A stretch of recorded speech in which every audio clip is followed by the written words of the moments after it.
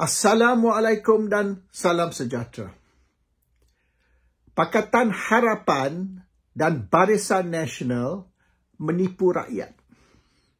Mereka kata, kerajaan yang ada sekarang adalah kerajaan perpaduan.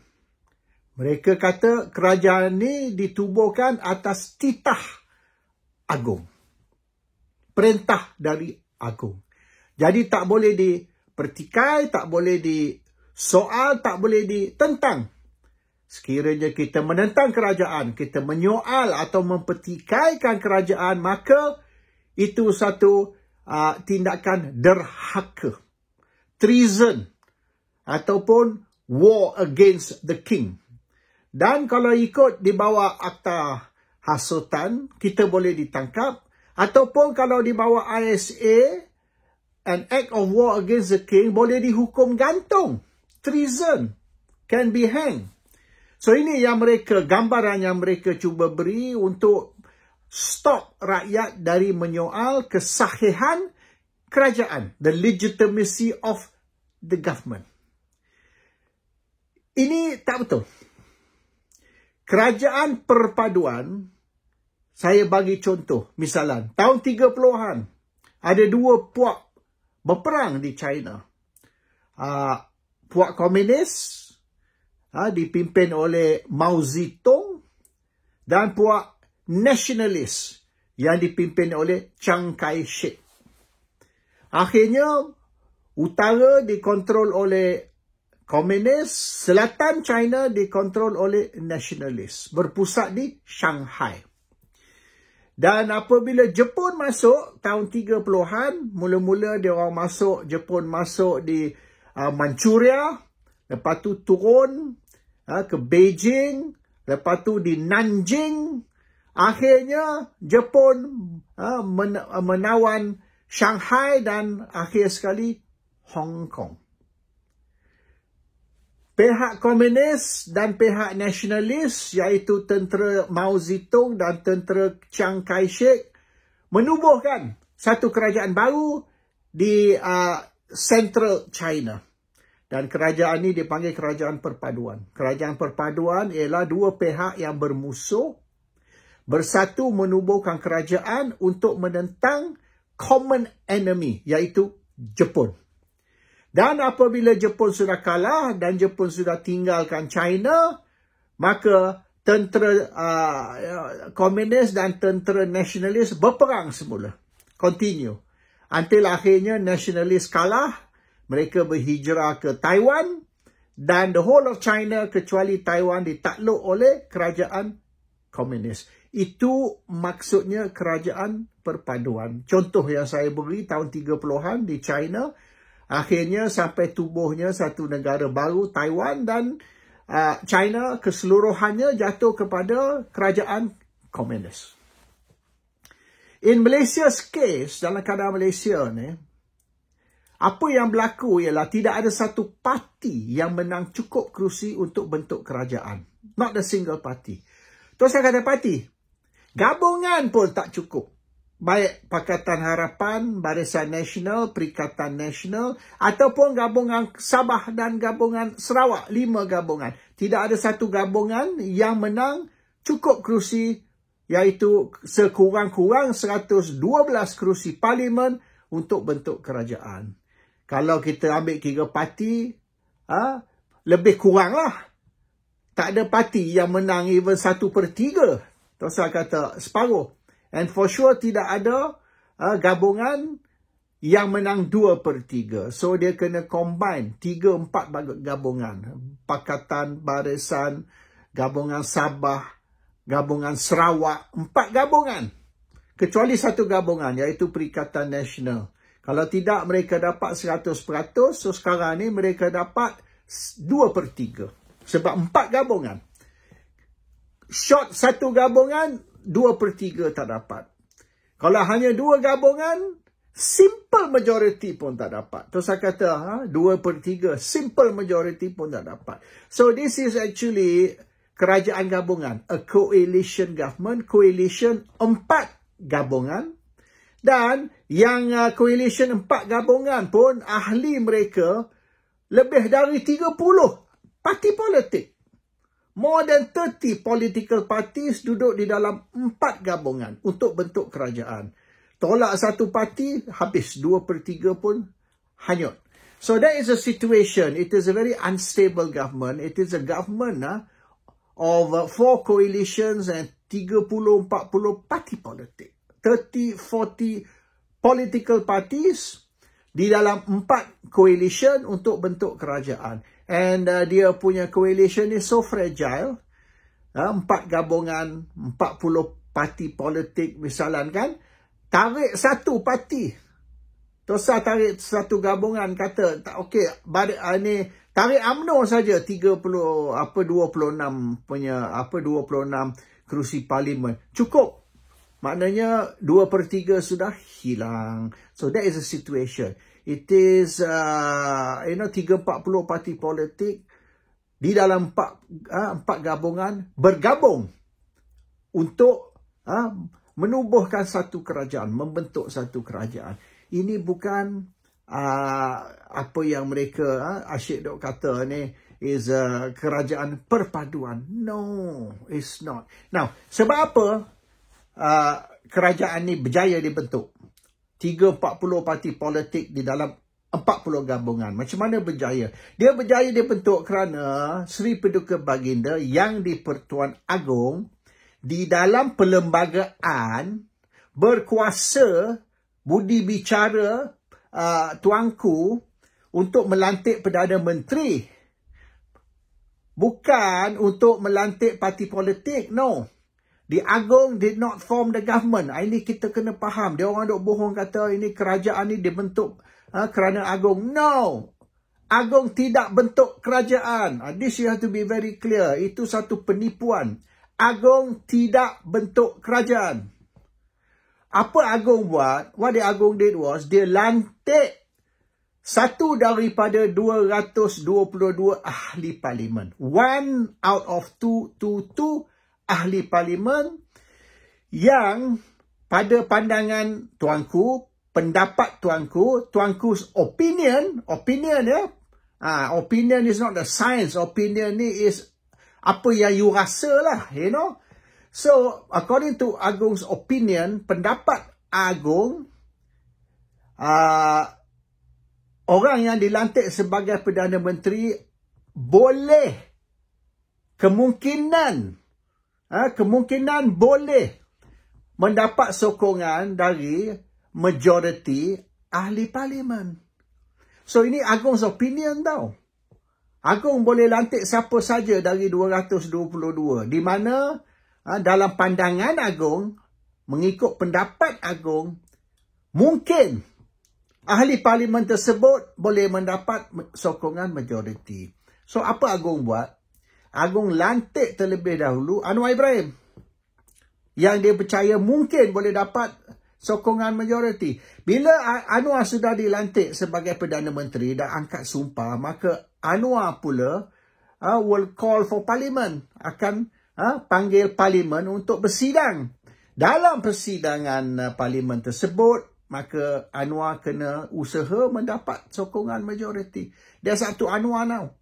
Kerja Agong, lantik you Perdana Menteri, you sudah angkat sumpah, Agong tak terlibat dah sekarang ni. Sekarang awak pula kena berusaha mendapat sokongan majoriti. Bermaknanya, awak kena panggil parlimen untuk bersidang, dan di dalam sidangan parlimen tu awak kena cuba dapat sokongan majoriti. Bermaknanya kalau tidak ada undi tidak percaya, tak payah undi percayalah. Kalau tidak ada undi tidak percaya, maka anggap sebagai awak sudah terima undi percaya. Sebab tak ada orang tendang awak keluar, maknanya awak duduk dalam lah. So Anwar, kerana apabila parlimen bersidang, tidak ada usul undi tidak percaya untuk singkir Anwar sebagai Perdana Menteri, maka Anwar kekal sebagai Perdana Menteri. Sebab dia tidak dibuang. Bila tidak dibuang, maknanya awak kekal lah sebagai Perdana Menteri. So, ini bukan tugas Agong. Ini tugas awak. Kalau awak gagal mendapat sokongan majoriti ataupun satu undi tidak percaya diluluskan terhadap awak, maka awak kena balik jumpa Agong, menghadap Agong sekali lagi dan inform Agong, memberitahu Agong bahawasanya Patik sudah ditendang keluar, Patik sudah hilang sokongan majoriti. So oleh kerana itu tidak berlaku, maknanya you just continue lah sebagai Prime Minister until sehingga berlaku satu hari undi tidak percaya dilulus terhadap awak. Dan satu bentuk undi tidak percaya ialah misalan bajet ni, belanjawan tidak dilulus oleh Parlimen. Itu boleh kita anggap sebagai undi tidak percaya. So that's the situation, the real situation lah. Kalau ikut dia punya sistem, parliamentary system atau Westminster parliamentary system yang diamal oleh Malaysia, iaitu the same system as Britain ataupun UK. So, this cerita tentang kerajaan perpaduan dan sebab apa Anwar dilantik sebagai Perdana Menteri, budi bicara Agong dan sebagainya, kalau ikut perlembagaan. Okay, that's very clear. Saya sudah jelaskan. So, tak perlu kita lagi percaya kepada propaganda dan pembohongan kerajaan bahawasanya Anwar ni ialah Perdana Menteri melalui titah Agong. No. Agong tak titah apa-apa. Agong cuma lantik Anwar sebab budi bicara Agong untuk melantik Perdana Menteri, dan akhirnya serah kepada Anwar untuk kekalkan dia punya kedudukan sebagai Perdana Menteri. You sekarang kena confirm your position dengan make sure apabila Parlimen bersidang tidak ada undi tidak percaya terhadap awak. Itu kerja awak lah. So, why Anwar? 222 ahli Parlimen. Why Anwar? Padahal Anwar ni convict tau. Dia ada 3 kes di mana dia didapati bersalah. Sodomi, salah guna kuasa, dan sodomi sekali lagi. 3. Dan Anwar juga telah dituduh pada tahun 92. Anwar telah dituduh oleh Lim Kit Siang yang Anwar ni bohong Parlimen tentang kes ni 31.5 bilion duit bank negara, di mana mereka hilang duit tu, rugi duit tu dengan main pasaran ni forex, the forex exchange market. Bank negara gamble on the forex market and lost 31.5 billion. Dan Anwar telah bohong Parlimen tahun 92. Dan akhirnya, setahun kemudian, tahun 93, didapati yang memang betul. Bank negara hilang 31.5 bilion dan Anwar bohong Parlimen. Dan Lim Kit Siang kata, Anwar tidak layak menjadi ni ahli Parlimen ataupun menteri. Anwar sepatut letak jawatan sebagai ahli Parlimen dan Timbalan Perdana Menteri dan Menteri Kewangan. Dan sepatutnya kerusi Anwar tu ditanding semula di dalam pilihan raya kecil. Ini Lim Kit Siang cakap dan berlaku di England. Apabila Perdana Menteri ataupun Menteri Kabinet kantoi kerana membohong Parlimen, dia disuruh letak jawatan. Letak jawatan, Boris Johnson pun kena misalan. So, this is very serious. So, tahun 92 lagi, ataupun tahun 93, apabila terdedahnya Anwar ni membohong Parlimen, Anwar sepatutnya sudah tidak layak menjadi ahli Parlimen ataupun Timbalan Perdana Menteri. So, kalau ikut beberapa sebab, Agong tak sepatut lantik Anwar jadi Perdana Menteri.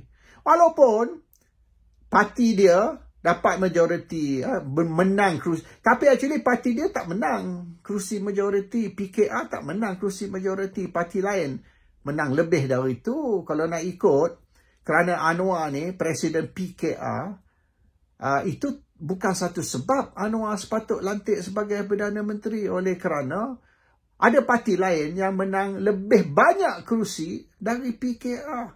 Dan kalau kita nak ambil kira gabungan pun kata, okey, kita kata Pakatan Harapan banding dengan Barisan, banding dengan Perikatan, banding dengan Gabungan Sabah dan Gabungan Sarawak, Pakatan masih mempunyai kerusi yang majoriti. Tapi still tidak it's not a majority, tapi is the largest minority. Bukan majority, ya. Dia orang cakap kita menang majority. No. You menang minority. Cuma minority yang tertinggi. Tapi bukan majority. So, banyak sebab, banyak isu atas sebab apa Anwar tidak patut dilantik sebagai Perdana Menteri. Tapi Agong sudah buat keputusan melantik dan ini budi bicara Agong. Ini peruntukan di dalam perlembagaan. Jadi kita tidak boleh tuduh kata Agong melakukan kesalahan. Cuma Agong melaksanakan dia punya prerogatif provided for in the Constitution. So Agong tidak melanggar undang-undang. Agong cuma melaksanakan dia punya provision di dalam perlembagaan. But why Anwar? Ini sebab Anwar pun buat deal dengan Raja-Raja Melayu dan dia buat deal dengan toke-toke, orang korporat ataupun kapitalis. So, Anwar sudah tahu dia tidak akan menang majority. Dia sudah tahu. Dia sudah tahu at best he will win the largest minority. Tapi itu hanya kerana dia ada gabungan. Kalau dia tak ada gabungan, itu pun dia tidak akan menang. So, it's not parti dia. Gabungan dia. Gabungan yang parti dia menjadi ahli. Dia akan menang minority, tapi dia akan menjorok di belakang gabungan. Because gabungan ni menang largest minority. So, hiding behind the largest minority punya argument, dia present sebagai the best candidate ataupun the legal candidate untuk jadi Perdana Menteri Malaysia. But sebelum tu dia buat deal dulu dengan kapitalis dan juga dengan royalis. He made a deal with the capitalists and he made a deal with the royalists. Bermaknanya sekira dia jadi Perdana Menteri, dia akan membuat beberapa keputusan.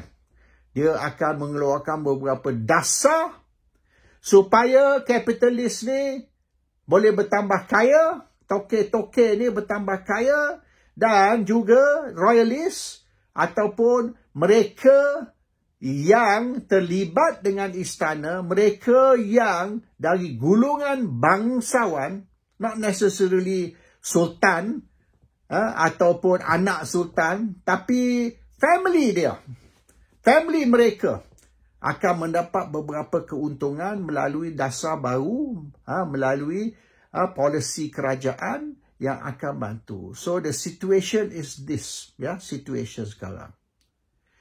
The capitalists and the royalists akan bertambah kuat dan akan bertambah kaya. Saya ulang. The capitalists and the royalists, iaitu tauke-tauke dan kerabat raja akan bertambah kaya. Dan rakyat akan bertambah susah.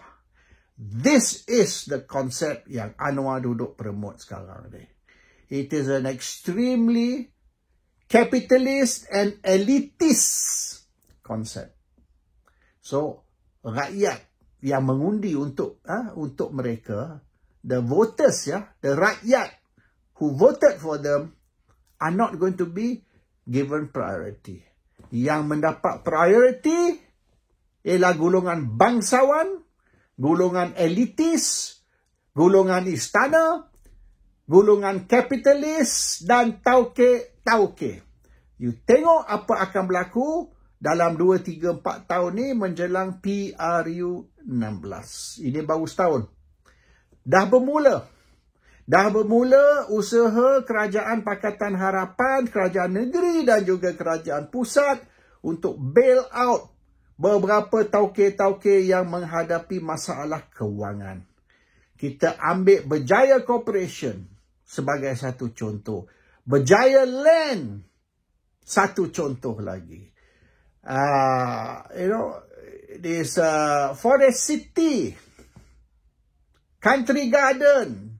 Ini semua bisnes-bisnes yang menghadapi masalah kewangan berbilion. In fact, Country Garden ni, mereka menghadapi masalah 900 lebih bilion. Dan sekiranya kerajaan tidak masuk campur untuk membantu mereka, untuk bailout mereka, akhirnya mereka akan bankrupt, mereka akan collapse dengan hutang sebanyak 1 trilion. 1 trilion. Dan sebahagian besar itu projek-projek di Malaysia termasuk Forest City di Johor. Dan Anwar pun terpaksa berunding dengan kerajaan China untuk membenarkan pelabur-pelabur dari China masuk ke Malaysia untuk melabur dalam Forest City. Sebahagian dari masalah Forest City ialah kerajaan China menyekat duit dari China masuk ke Johor. Sebab ini banyak melibatkan money laundering. So, kerajaan China sekat duit dari China, pelabur-pelabur China tak boleh beli harta di Malaysia, terutama sekali di Forest City Johor. So, perundingan Anwar dengan China ialah melonggarkan syarat, membenar duit China, duit pelabur China keluar dari China masuk ke Johor untuk membantu projek di Johor. Dan banyak lagi, dalam 3-4 tahun ni, banyak lagi mereka akan buat untuk facilitate, untuk memberi kesenangan dan kelonggaran untuk kapitalis-kapitalis, tauke-tauke di Malaysia ni menyelesaikan masalah mereka, dan juga golongan elitis atau golongan apa kita panggil golongan istana, di mana mereka menghadapi masalah, mereka juga akan dibantu melalui pertolongan kerajaan atau pertolongan Anwar Ibrahim. So this is kita akan lihat maknanya budi Anwar kepada mereka yang membantu Pakatan Harapan dari segi bantuan kewangan, financial support, dan dari bantuan lain, misalnya menyenangkan Anwar mengambil alih sebagai Perdana Menteri Malaysia walaupun dia tidak mempunyai majoriti, walaupun parti dia hanya menang beberapa kerusi sahaja, dan tak sepatut Anwar menjadi Perdana Menteri kalau berbanding, kalau kita nak berbanding kepada jumlah kerusi. Tapi mereka membenar Anwar jadi Perdana Menteri, dan mereka benar Anwar jadi Perdana Menteri dulu, dan selepas tu baru pergi dapatkan dia punya majoriti, dan mereka duduk kata kerajaan ni kerajaan agung. Anwar Perdana Menteri atas titah agung. Jadi tak ada seorang yang boleh menentang, menyoal ataupun mempertikai kedudukan Anwar sebagai Perdana Menteri sebab sekiranya mereka menyoal, menentang atau mempertikaikan kedudukan Anwar sebagai Perdana Menteri, bermaknanya mereka ni menderhaka kepada Raja-Raja Melayu dan menderhaka kepada Seri Paduka Baginda Yang di-Pertuan Agong. So orang takut nak menyoal ataupun nak menentang oleh kerana ini Anwar ni ialah Perdana Menteri Istana Negara. So don't you dare question. So itulah yang dia orang duk main setahun ni, dan kita akan tengok 3-4 tahun akan datang ni menjelang PRU 16 bagaimana Anwar balas budi kepada kapitalis dan elitis yang telah membantu Anwar di dalam dana pilihan raya dan juga pelantikan Anwar sebagai Perdana Menteri. So good luck to Malaysians. What you have today is a dictator that's been appointed through the back door, pintu belakang, menggunakan kuasa kapitalis dan kuasa elitis untuk mendapat kuasa untuk Anwar Ibrahim. Assalamualaikum. Salam sejahtera.